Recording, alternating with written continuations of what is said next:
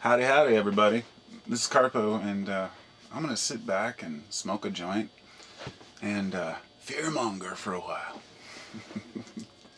Stay with me. All right, now, I've let a lot of the fears of the past go, the things that I used to worry about, the things I used to stress about, as far as the end times or the end of the world. This video here is inspired by just a random video that popped up in my feed, and it says, "It's the end of the world," and I click on it, and the first part of it showing about how storms are picking up in intensity, and shows, oh, I've never seen lightning like this, and this is the biggest tornado, and these are the biggest hurricanes we've seen. And basically I see how through history, every year is the end times. So the more we see that, the more we can pick out the bullshit, I guess. In other words, picking up the weather is changing, but it's based on our, 100 years of meteorological records. So it's kind of, we're doing the best we can to understand what's happening. We have a collapsing atmosphere. There are various issues going on with the climate right now. But those signs in themselves don't mean it's the end times. In other words, when people say it's the end of the world, what they really mean is it's the end of humans. And that's kind of our selfish view, although we pull nature into it by saying, look at what we're doing to the planet. At one time, we viewed nature as this fragile ecosystem that, when disturbed, would be ruined. The way that we now see things is that it works as these are all organisms in nature work on a symbiotic relationships in one way or another. Everything feeds the whole, and whenever there's a hole or a problem, it gets filled by nature. An animal will take over the job of another. In other words, no matter how bad we destroy this planet, chances are that life will still survive and make it. Now, I used to fear maybe things like, the banking cartels and the whole Illuminati thing. Completely, I've lost interest in all of that because there's no recourse, there's no answer, there's no way to really make an impact or change any of that. I see two fears, okay? Two legitimate fears that I actually have about what might happen. I wouldn't call them fears, but rather concerns or an awareness. The first one is a plague. Any type of plague, This whole Ebola thing, I'm keeping an eye on. It's not very convincing. Every time a new disease gets out or some kind of illness, everybody freaks out about it. I remember with the swine flu, the bird flu, everybody said a few years back that, the world was coming to an end. Everyone was going to have this flu. It was going to be a pandemic, and so I keep an eye on it, but I don't fear it, But I think everybody should be aware, because if it really starts to spread, it's time to stay indoors, and avoid it. We don't want to get caught up in that. And it's hard when you work, say, in the industry where you, say, work in the airline industry or something. I mean, that's got to be the scariest damn job, people coming and going with all kinds of things. So, the second fear, which is the main focus of this video, is a power grid failure. And I think this is something that, the reason why I'm bringing it up is because nobody ever does. There's lots of people talking about the idea, but it doesn't seem to be on the top list of concerns for the doomers. And it opens up a line of questioning to the degree of what exactly would happen to all these other problems if the grid went down. In other words, the elite, the bankers, all of this corporate greed, fraud, thieving, all the things that we hate the most, the media, everything would just cease to exist. And at least in the way that we know it now. Now, it's not an unlikely scenario. Our grid is unprotected. I believe for something like $5 per American or something, we could reinforce the grid and have backups, shut-off switches, which in the event of a major solar flare or EMP, we could actually shut a lot of it down, or have fail-safe switches. But we haven't. And if cyber terrorists decided that they were going to coordinate an attack on the infrastructure, it wouldn't be that difficult. And I'll tell you why I think that that's such a possibility is because nobody has yet. People have experimented and played around with certain. They've experimented and played around with hacking into certain computers, government computers, and things like that. But hackers have an ethic. At least most of them do, or a lot of them do. And they know that a good hacker knows that if he collapses the system, he loses his computer too. In other words, in order to destroy the problems we have in society, or at least some of them, we're going to have to destroy ourselves too. And that's something that I've come to terms with. In other words, it has to get worse before it gets better. We have 7 billion people on this planet. I hate to be one of the people that says it's overpopulated, because after looking at all the evidence and the math of how much food we can actually grow versus how much we do grow, if we were to utilize more corn for food than we do for fuel, if we were able to use all of our farmland for growing, we could feed 10 billion people. That's if all farmland was set aside for the people. It's not going to happen.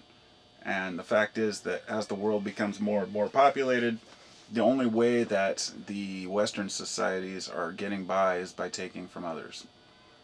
If the U.S. shut its borders, how much could we really feed ourselves? Think about how much we import. We export a lot, but we import a lot. Each country has its own special items. If the grid goes down, you lose everything. You lose communications. You lose satellites. You lose your computers. You lose your phones, your connections. And so, if the shit starts to hit the fan, and we have time to prepare for it, then we can organize. But what do you do if you wake up and the lights are out?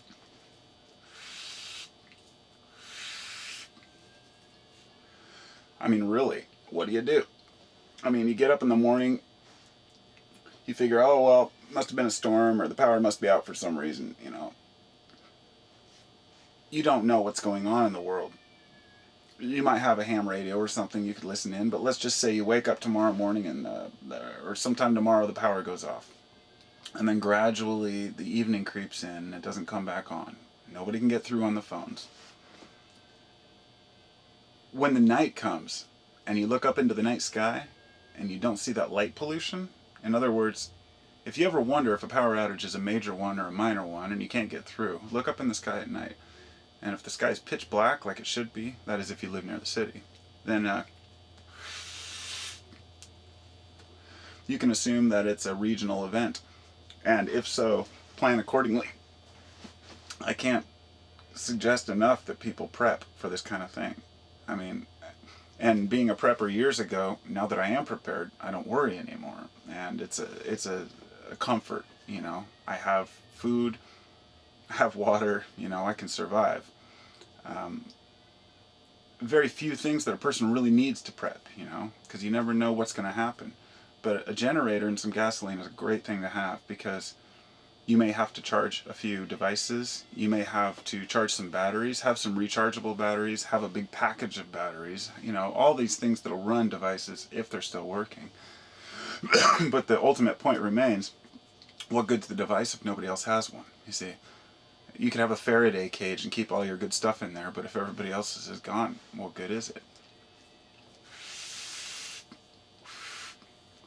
So, yes, this could be a cyber terrorist event, but it could also be a solar event. And that's what I'm most convinced of, or more likely scenario, or just as likely of a scenario. Those who may know, who have studied this kind of stuff, may know about I think the Carrington event. I think it was 1859, and it was right after the first telegraph stations had been installed, and there was a major solar event, a solar flare, which created an EMP and burned up a bunch of electrical wires. Some of the telegraph stations caught on fire, And this was right as we were starting to put these things in. We didn't have electricity yet. We didn't have the things that we have today that all run on power. And this was just 150 years ago. And these happen regularly every couple hundred years. But we don't know exactly how often because you can only study the rocks, you can study the soil. But if that were to happen today, it would be utterly devastating. I guess during that event, they were seeing the aurora borealis all the way down to the equator. And there was some, some serious problems. And that's just with the telegraph line. So, I think that what's happening is those who are really in charge are more afraid of this than they would care to admit. And so you may have all your information stored on your computer. I mean, it's great. But, having everything, just remember the days before the digital world. Fortunate I'm about 40, almost 40, and I've been through those years of learning to use a compass and a map. And, don't have to rely on our GPS, that kind of stuff. And, kids of today can't even read a map. And so, we go to the internet for a lot of this information. And this is why the internet's great, but it's made us lazy.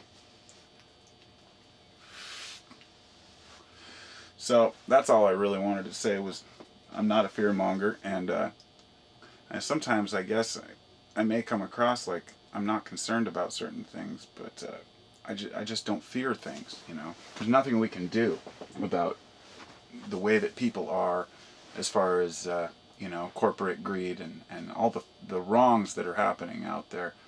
You can't stop that. You can speak out against it, but historically speaking, there's never been a time when people could conquer that. It comes down to freedom. We each want our individual freedom. But those who take advantage of others are using their freedom at the cost of others' freedom. But they believe they're just as entitled to do what they want. It's the capitalist view that, hey, everybody has an equal chance, and I'm going to take what I can get because I'm an American, and I can make this, I can make that.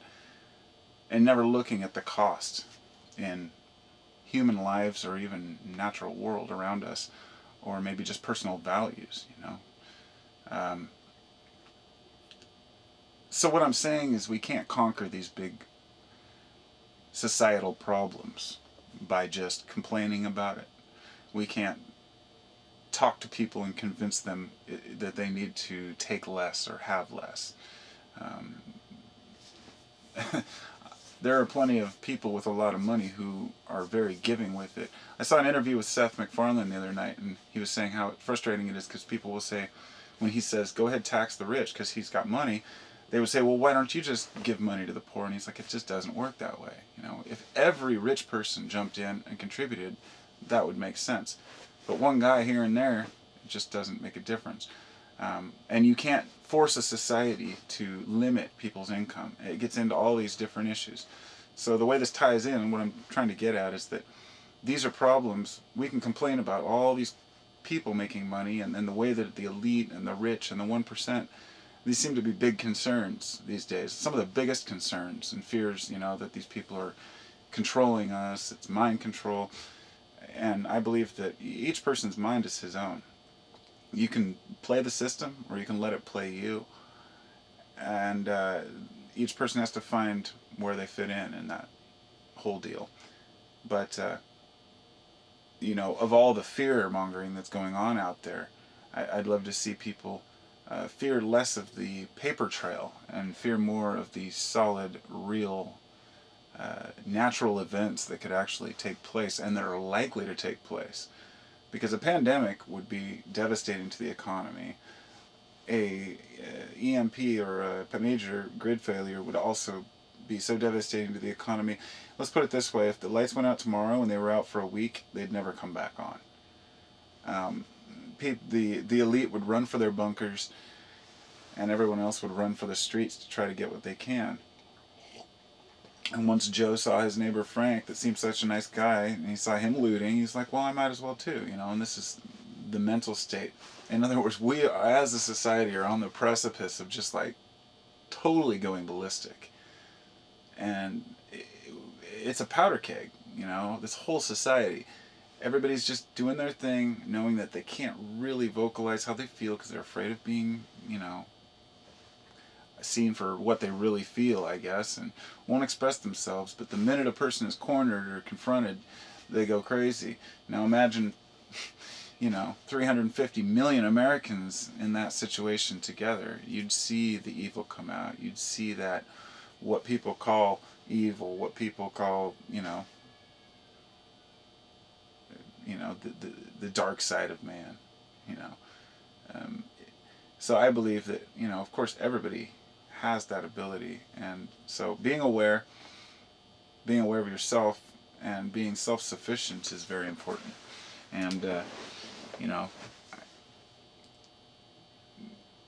all the people that we think we can communicate with and get together with, if something happens, just remember that, the internet would be one of the first things to go, probably.